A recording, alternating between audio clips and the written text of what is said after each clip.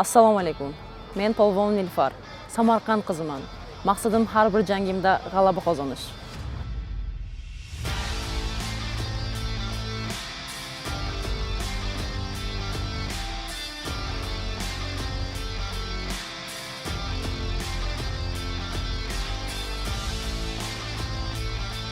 Birinchi marta qo'l jangga kirib kelishim bu maktabdan boshlangan.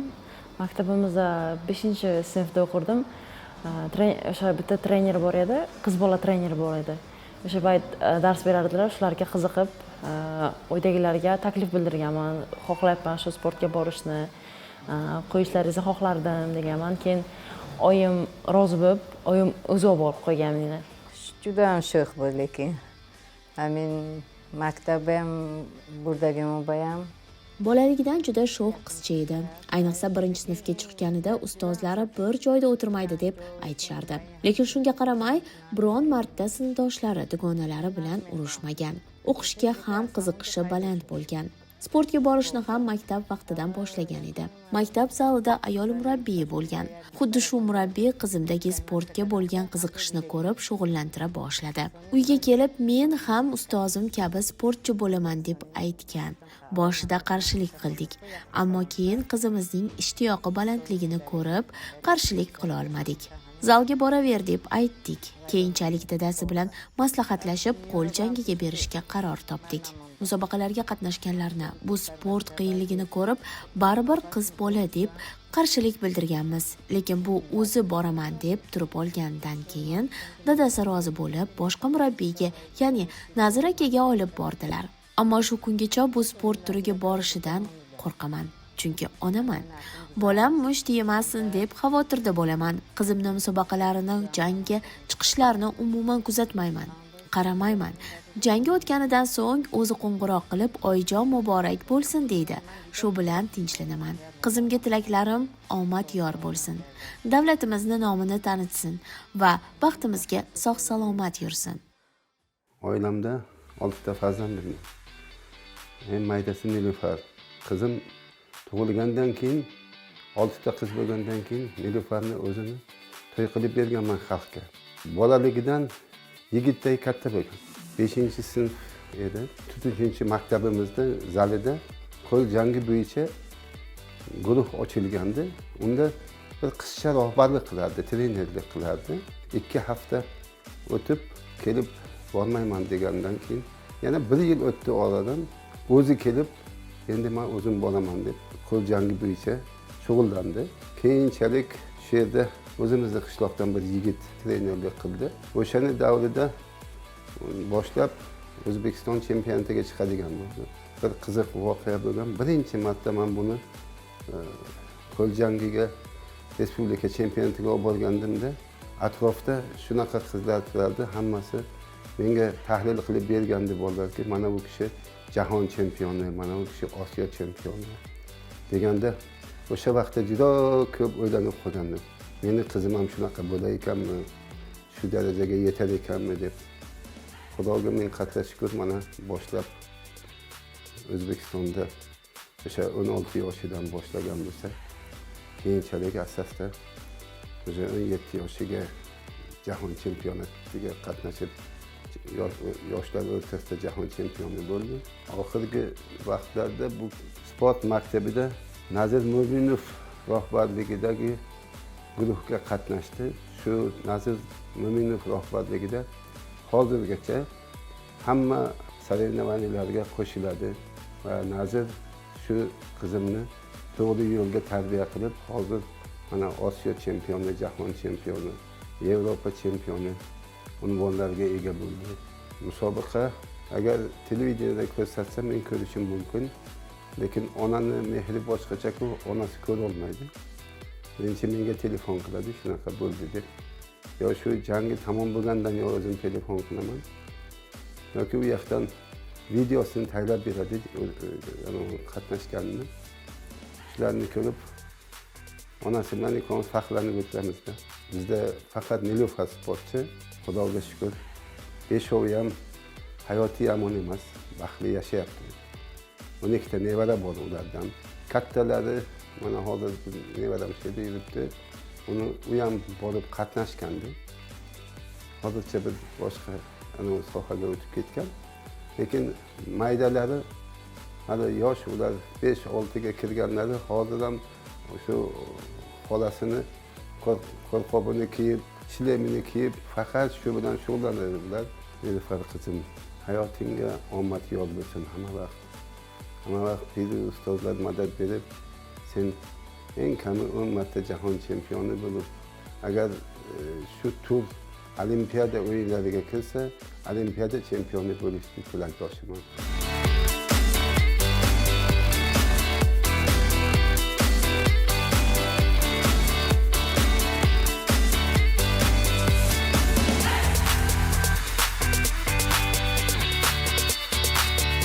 Oldindan yoshligimdan sportga qiziqqanman. Aynan jang sohasiga qiziqqanman.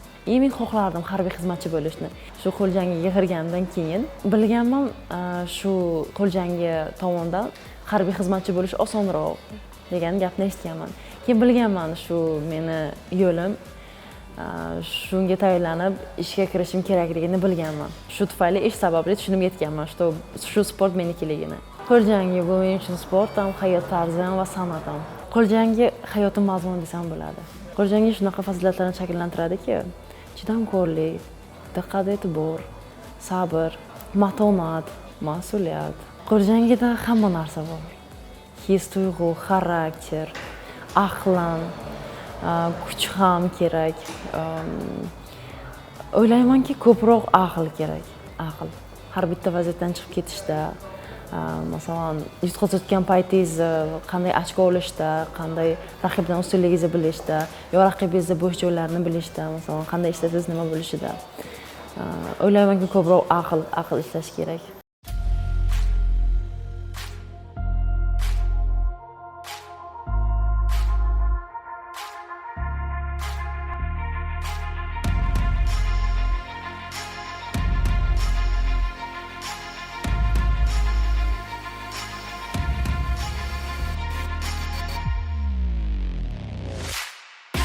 Nilufar kelganida уже tayyor sportsmen edi, sportchi edi.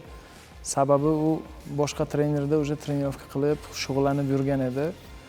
Keyinchalik bizlarga viloyat musobaqalariga tushadigan paytida уже 2018 oxirlarida уже kelishni boshladi. Sababi u sport zali yopilgan edi. Sportni tushunadi, уже biladi, qanaqa sport turi. Viloyat musobaqalariga tushib yurib, yaxshi o'rinlarni egallab yurgan edi. Shu sababli u bilan ishlash unchalik qiyin emas edi. Juda ham mehnatsevar. Trenirovkalarimiz tugasa ham baribir 15-20 minut yana shug'ullanishga harakat qilardi-da. Shu tufayli juda ham ko'p musobaqalarga tushib, ana shu jihati bilan, men o'ylayman, shu jihati bilan mana shu yaxshi natijalarga erishib ketdi-da. Bizlarning sport zalimizda hozirgacha mana shu Polvonovani ko'rib, mana qizlarimizga ham nima deydi, sharoit bor, qizlarimizga ham mana shu sport turidan yaxshi natijalar erishib, yaxshi ishlarga kirib, yaxshi sportchi bo'lib ketish imkoniyati bor ekan deb bizlarda ko'p ota-onalar qizchalarini, o'zlarini shu farzandlarini olib kelishadiki, mana shu bizlar bilamiz, bizlar ko'rib, mana shu internetlarda, televideniyada ko'rib, mana shu shogirdingizni ko'rib, bizlar havasimiz keldiki, mana shu bizlarni ham farzandimizni shunaqa tarbiyalab, shunaqa yaxshi qiz bo'lishga unaqa bormi deb. Hozirgi kunda juda ham ko'p sportchilarimiz, qiz sportchilarimiz aynan shu Polvonovaga qarab, Raimovaga qarab, mana shu qizlarimiz yaxshi natijalarga erishgan qizlarimizga qarab ko'p hozir kelib shug'ullanadigan sportchilarimiz ko'p, qizlar aynan.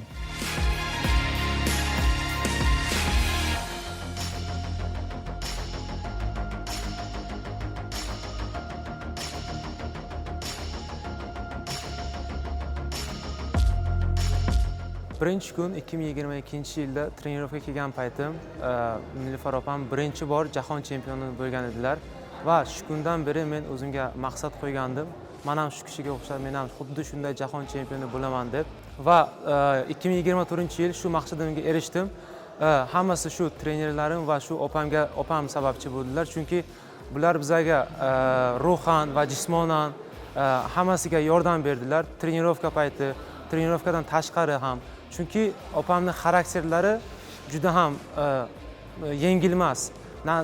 Faqat trenirovkada emas, hayotda ham taslim bo'lishni bilmaydilar umuman. Hattoki trenirovka paytlari ham charchadim degan so'z og'izlaridan chiqmaydi. Faqat yana ishlaymiz dedilar. Ularning kelayotgan janglarida omad tilab qolamiz va hammamiz Nilufar opaga muxlislik qilamiz. Birinchi marta Nilufar opani jangini ko'rganimda men juda ham hayratga qolgandim, chunki qiz bola shu darajada zo'r jang qila olishini men tasavvur qila olmasdim va adashmasam 2024-yillarda O'zbekiston chempionatida bo'lgan hodisa va keyin zalda ko'rgandim u kishini va u kishi menga eng katta qanday aytsam motivatsiyasi bu u kishi hech qachon orqaga qaytishni bilmaydilar, faqat oldinga charchash nimaligini ham o'ylamaydilar. Kim yutqazsa ham faqat dalda berib, ruhan yordam berib turadilar. U musobaqadan oldin u kishi bizga faqat aytadilar, qancha ko'p mehnat qilsang, shuncha yaxshi mukofotga ega bo'lasan. Ko'proq yaxshiroq jang qilasan, yaxshiroq o'yinlarga ega bo'lasan deydilar va biz chempionlikka doim erishamiz. Qo'l jangida Samarqandda hozir rivojlanish juda ham katta bo'lgan. Bolalar, sportsmenlar juda ham ko'payib ketgan. Qizlar ham, bolalar ham. Shunaqa bo'lgan, qizlar juda ko'payib ketdi shu yil davomida juda ham ko'payib ketdi. Zalimizda juda ham ko'p. Oldinlari bir ikkita edi. Masalan, men sheriklarim bor edi, bir ikkita. Hozir juda ham ko'p. Bo'lsa 20 ta. Qizlarning alohida gruppasi ham bor hozir qo'l jangida. Shunaqa qizlar ko'payib ketgan, bolalar ham shunaqa.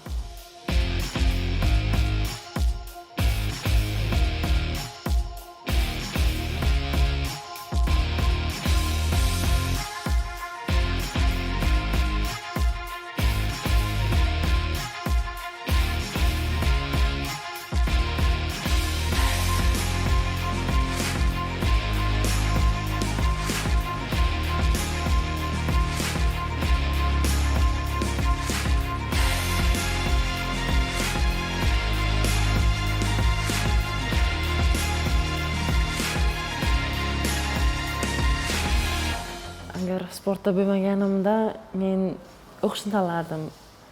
Men ingliz tiliga rosa qiziqardim. O'ylaymanki, gid bo'lardim. Samarqand qiziman, Samarqandda gidlar ko'p.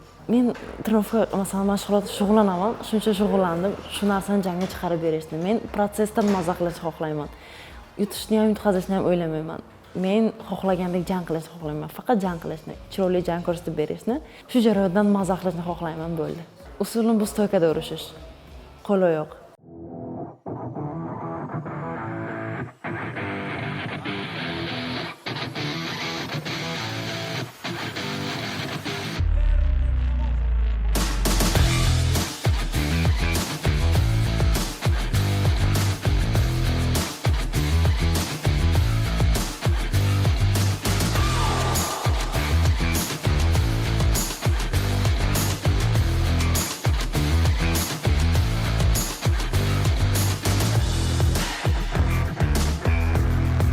Mana hozir face-to-face bo'lib o'tdi. Raqibimiz Belorusiyadan. Raqibimizga kelsak, juda ham yaxshi, qo'l oyog'i juda ham zo'r.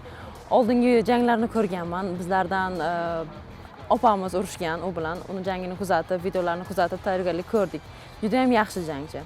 Qo'l oyog'i juda ham zo'r. Xudo xohlasa, jangimizni yaxshi o'tkazishga harakat qilamiz. Bundan oldin bu raqibim bilan jangga chiqmaganmiz.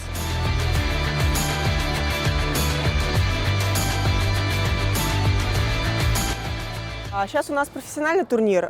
Hozirda biz professionallar o'rtasidagi janglarda ishtirok etamiz. Raqibimni bir necha yildan beri havaskorlar o'rtasidagi musobaqalarda ko'rganman.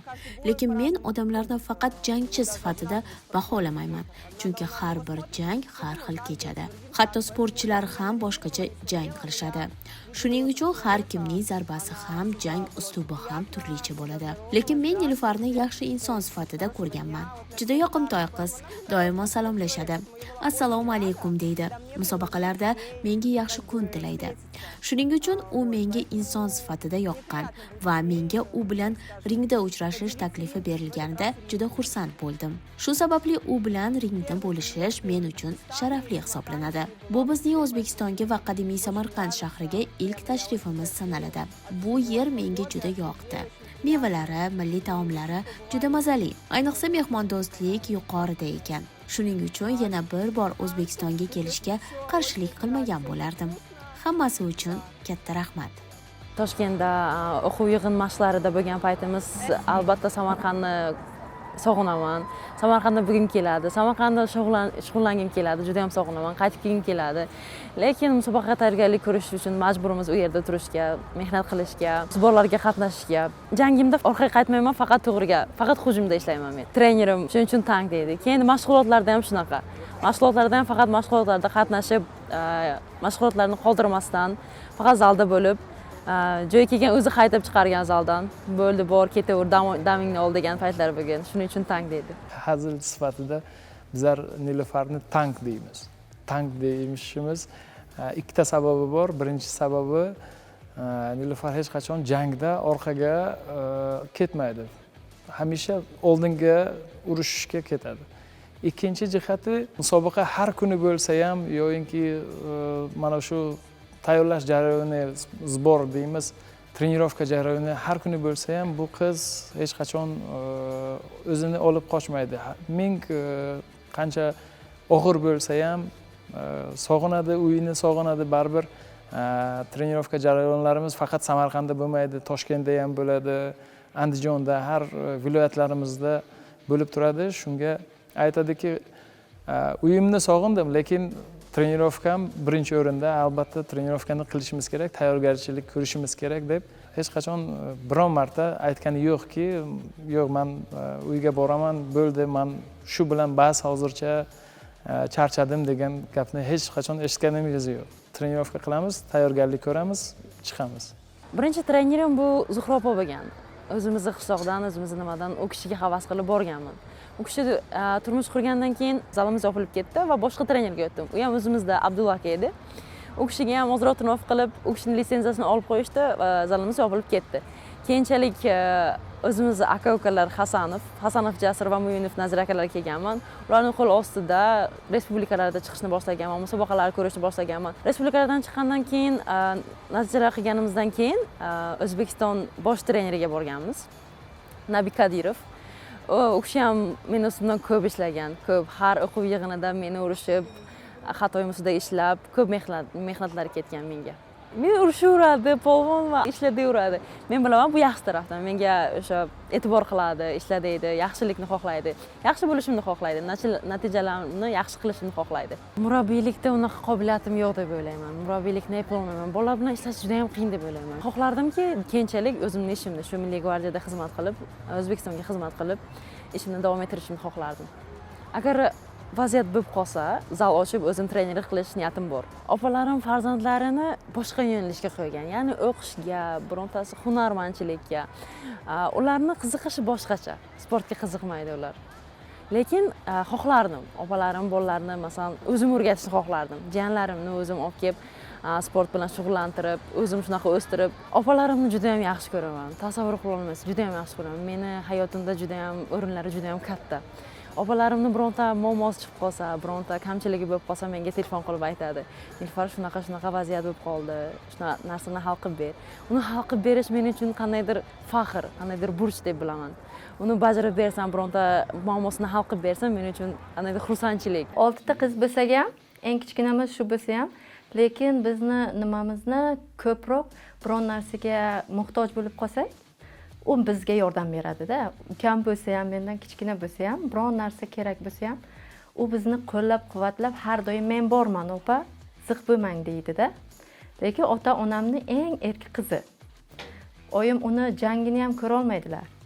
Lekin usiz ham ovqatlanish esingizlardan chiqadi-da. Usiz yasha olmaydilar. Lekin bizlarga kelsak, juda ham yaxshi ko'raman singlimni. Meni endi ukam yo'q, o'g'il ukamimiz yo'q, lekin men o'ylayman, bu mendan o'g'il ukadan ham ortiqroq narsani qilib beryapti hozir. shuning uchun juda yaxshi ko'raman, qo'llab-quvvatlayman har doim. Borligi uchun rahmat uni. Shunaqa ota-onamni xursand qilib yuradi har doim. Bizlarni ham bironta opasini ko'nglini og'ritmaydi.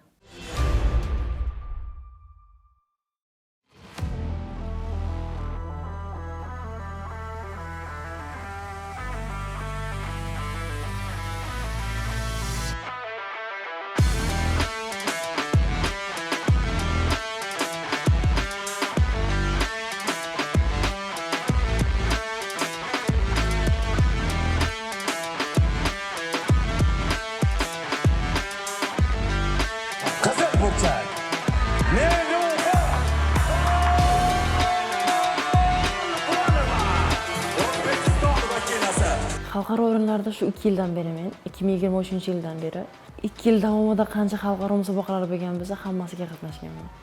Bunda o'rinlarim boshida 2-o'rin va 3-o'rinlar bo'lgan. Boshi 2 ta musobaqam shunaqa bo'lgan. Keyinchalik hamma natijalarim bir bo'lib kelyapti. So'nggi musobaqamiz Jahon Kubogi bo'ldi Ostonada. Oktyabr oyida 4-9-kunlarda bo'lib o'tdi. Raqibim qozog'istonlik edi. U ham yaxshi tayyorgarlik ko'rib kelgan edi. Finalda birga tushib qoldik va g'alaba qozondim va birinchi o'rinni egalladim. Bizning madhiyamiz yangraganida, bizning bayrog'imiz ko'tarilganida juda ham qandaydir lahza o'zingiz bilan faxrlanib ketasiz. Faxrlanasiz. Shunaqangi xursandchilik ko'zingizdan yosh oqadi. Xursandchilikdan. Qozog'istondan qaytganimizda bizning prezidentimiz, federatsiya rahbarimiz Mirzakulov Baxtiyor Cho'rayevich kutib oldilar. Va bu yerda ko'plar kutib oldi bizani Milliy gvardiya xodimlari, bizani tantanali ravishda kutib olishdi. Juda ham xursand bo'ldik.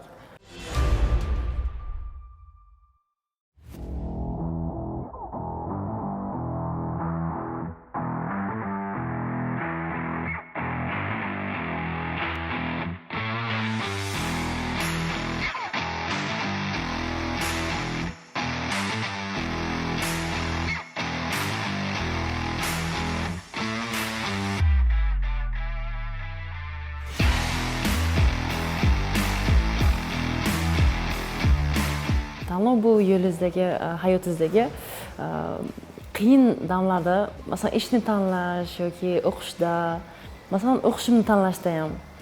O'qishimni tanlasam, ishim hal bo'lardi, masalan, ish soham tanlab ketardim. Tanlov hayotda muhim deb o'ylayman. Shunaqa tanlov bo'lgan, sportdan ketish va qolish. Travma bo'lib qoladi odam, masalan, qandaydir ikkilanish bo'lib qoladi. Shunda sport tanlaganman. Harakat qilaman, o'zimni ko'rsataman. Hozirgi sportchilarga tilaklarim bu trenirovka qilinglar. Maqsadlaringizga albatta yetishasizlar. Hech qachon orqaga ketmanglar. Maqsadlaringizni qo'ydilaringizmi, darsga ketinglar. Shunga har doim mehnat qilinglar. Mehnat qilgan har doim yutadi.